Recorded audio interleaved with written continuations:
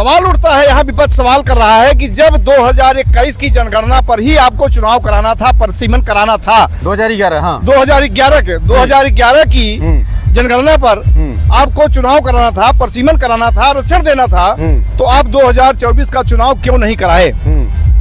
543 सीटों में अगर आप 33% आरक्षण दिए होते तो 180 कम से कम 180 महिलाएं आज सदन की शोभा बढ़ा रही होती, उनको अधिकार मिला होता, उनको न्याय मिला होता। अब तो मोदी जी की बात पर लोग हंसने लगे हैं, क्योंकि मोदी जी जब से आए हैं 2014 से वो कभी नेहरू जी पर आरोप लगाते हैं, कभी पुरानी सरकारों पर आरोप लगाते हैं, नया उनके पास करने को कुछ नहीं है। वो तो 4000 साल भी चले जाते हैं, वो तो कभी कभी जो है तमाम प्रकार की बातें किया करते हैं, धार्मिक बातें उन्माद फैलाने के लिए तमाम ऐसे नारे गढ़ा करते हैं। तो जनता इनको जान गई है और जनता इनके बहकावे में नहीं आने वाली है। बहुत परेशान है, बहुत इनको तकलीफ है कि जनता देश की जान गई मुझे, अब मेरी कड़ाई चलने वाली नहीं है।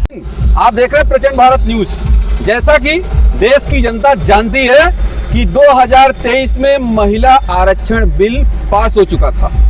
अब जो परिसीमन बिल था वो सरकार जो है वो पास कराना चाह रही थी, लेकिन संसद में पास नहीं हो पाया। हमारे साथ समाजवादी पार्टी के राष्ट्रीय प्रवक्ता दान बहादुर मधुर जी हैं, आज हम इनसे बात करेंगे। सर, आप लोग पास नहीं होने दे रहे हो या मोदी जी पास नहीं होने दे रहे हैं? देखिए, यह देश संविधान से चलेगा, और संविधान ही लोकतंत्र की सबसे बड़ी ताकत होती है। पूरा देश जानता है, और खास करके मोदी जी ने उस दिन डंका बहुत पीटा था जिस दिन लोकसभा में 19 सितंबर को लोकसभा में सन 2023 में यह बिल पास हुआ था, जिसे महिला आरक्षण बिल कहा गया। तो ये तो पास हो गया था 2023 में। 28 सितंबर को राष्ट्रपति जी ने उस पर अपनी मंजूरी भी दे दी थी।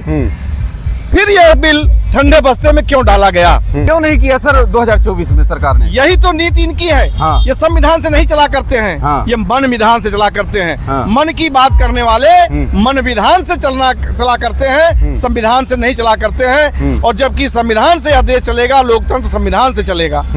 ये मोदी जी जब कल 8:30 बजे आए थे, आधे घंटे के भाषण में उन्होंने कोसा है विपक्ष को, समाजवादी पार्टी को भी, कांग्रेस को, टीएमसी को, जितने भी विपक्षी थे सबको, कि ये लोग महिला विरोधी है, मातृशक्ति विरोधी है। सर, अब मातृशक्ति और महिला विरोधी कौन है? देश की जनता इनको जान गई है।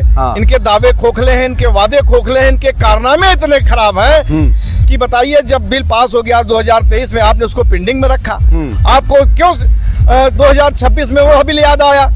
जब 5 राज्यों का चुनाव हो रहा है, बंगाल का चुनाव हो रहा है, जहां आप बुरी तरह से पराजित होने जा रहे हैं, वहाँ ममता जी का डंका बज रहा है, विपक्ष का डंका बज रहा है, और आपको हड़बड़ाहट आ गई, आप परेशान हैं। अब आप इस मुद्दे को ले जाकर के वहां बुलाना चाहते हैं। तो विपक्ष तो हर बात हर तरह से सक्रिय है और जागरूक है। वह संविधान में विश्वास करता है, देश के लोकतंत्र में उसकी आस्था है। उसने जो संविधानगत निर्णय था उसको सदन के सामने रखा और कहा कि यह बिल तो पारित हो चुका है। इसमें 2 शर्तें थी, पहले जनगणना होगी, उसके बाद परिसीमन होगा, उसके बाद आरक्षण लागू होगा। तो विपक्ष तो यही अपनी मांग पर अड़ा हुआ है, जो आपने 2023 में पास किया था, जिस पर राष्ट्रपति जी की मोहर लगी हुई है। तो इसमें विपक्ष की क्या कमी है? कमी तो आपकी है। सर, कुछ भी हो, सरकार और माननीय प्रधानमंत्री जी सीधे आरोप लगा रहे हैं विपक्ष पर कि ये लोग महिला विरोधी हैं। सर, आपके प्रमुख नेता अखिलेश यादव जी से मोदी जी ने संसद में अनुरोध किया कि मेरे बड़े प्रिय मित्र हैं जी, लेकिन तब भी अखिलेश जी नहीं माने। देखिए, सिद्धांतों से कोई समझौता नहीं है। मित्रता अलग है, विचारधारा अलग है। समाजवादी पार्टी विचारधारा की राजनीति करती है। समाजवादी पार्टी देश की जनता के साथ खड़ी है, देश की महिलाओं के साथ खड़ी है, देश की बेरोजगारों के साथ खड़ी है, देश के नौजवानों के साथ खड़ी है, देश के शोषितों के साथ, वंचितों के साथ, पीड़ितों के साथ खड़ी है। समाजवादी पार्टी किसी एक से हाथ मिला करके इतने बड़े देश का नुकसान नहीं करना चाहती, न करेगी। ऐसी कोई मंशा समाजवादी पार्टी की नहीं है, अपने मुद्दों पर हमेशा लड़ेगी। सर, आप लोगों के खिलाफ झंडे जलाए गए हैं आपकी पार्टी के? कोई बात नहीं है। विपक्षी लोग कुछ हरकतें किया करते हैं जिस पर समाजवादी पार्टी न ध्यान देने वाली है, न अपने मुद्दे से भटकने वाली है। समाजवादी पार्टी हमेशा अपने मुद्दे पर कायम है, और जो मुद्दा समाजवादी पार्टी का है वो सामाजिक न्याय की राज की स्थापना के लिए तटस्थ है, उसके लिए वो संघर्ष कर रही है। सर, इस बिल से क्या आप लोग सोच रहे थे कि फायदा होगा जो 5 राज्यों में जो इलेक्शन हो रहा है? देखिए, फायदा नुकसान की बात क्या होगी ये भविष्य बताएगा। हाँ। लेकिन इस बिल से एक संभावना ऐसी बन रही थी हाँ। कि चूंकि इन्होंने बिना किसी जनगणना के हाँ।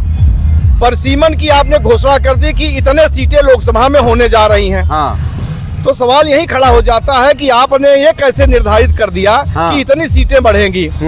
ये निर्धारण आपका गलत है। हाँ। दूसरी चीज ये है कि यदि आपने निर्धारण कर दिया, हाँ। लोकसभा में बिल भी पास हो गया, हाँ। तो आप किन सीटों को कहां जोड़ेंगे, कहां घटाएंगे, हाँ। ये आपकी मंशा पर प्रश्न चिन्ह था। हाँ।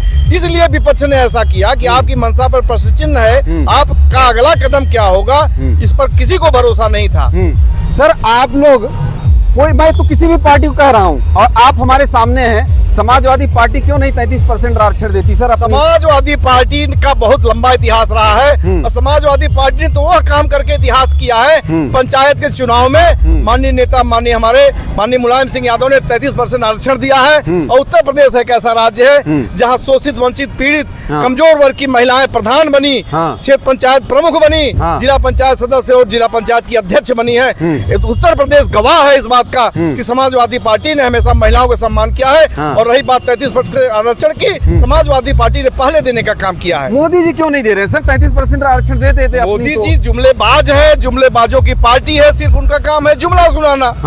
तो वो जुमलेबाजी कर रहे हैं, जुमलेबाजी से बाज नहीं आ रहे हैं। उन्हें न काम करना है, सबका साथ सबका विकास का नारा उनका तोता है और खोखला है। उनको पूंजीपतियों का प्रश्रय देना है, पूंजीपतियों के साथ खड़े हैं और चंद कुछ जो घराने हैं उनके साथ खड़े हैं। आम जनता के साथ उनका कोई वास्ता नहीं है। मोदी जी कह रहे हैं कि हम मातृशक्ति का सम्मान कर रहे हैं और उदाहरण के रूप में दिखाते हैं कि देखिए राष्ट्रपति जो हैं द्रौपदी, महामहिम राष्ट्रपति द्रौपदी मुर्मू जी, तो अपनी पार्टी, मोदी जी जिस पार्टी से बिलोंग करते हैं, हाँ, उस पार्टी का राष्ट्रीय अध्यक्ष बनवा दे महिला को। हाँ। और जो इनकी एक मातृ संस्था है, हाँ, जिनका अनरजिस्टर्ड, जिनको दोस्त कहते हैं अपने, ये हाँ। वहाँ का अध्यक्ष बनवा दे महिला को। हाँ। महिलाओं का सम्मान क्यों नहीं देते हैं? हाँ। इससे बड़ा सवाल मेरा ये है कि 2024 के चुनाव में, जब 2023 में संविधान में पारित हो गया ये, हाँ। तो आपने 2024 के चुनाव में क्यों नहीं लागू किया? हाँ। आपके ऊपर प्रश्न तो यही खड़ा होता है। हाँ। आप जवाब देने की बजाय हाँ। आप विपक्षों में रास्ता ढूंढते हैं। हाँ। आप बगले काटने लगते हैं, आप विपक्ष पर आरोप लगाने लगते हैं।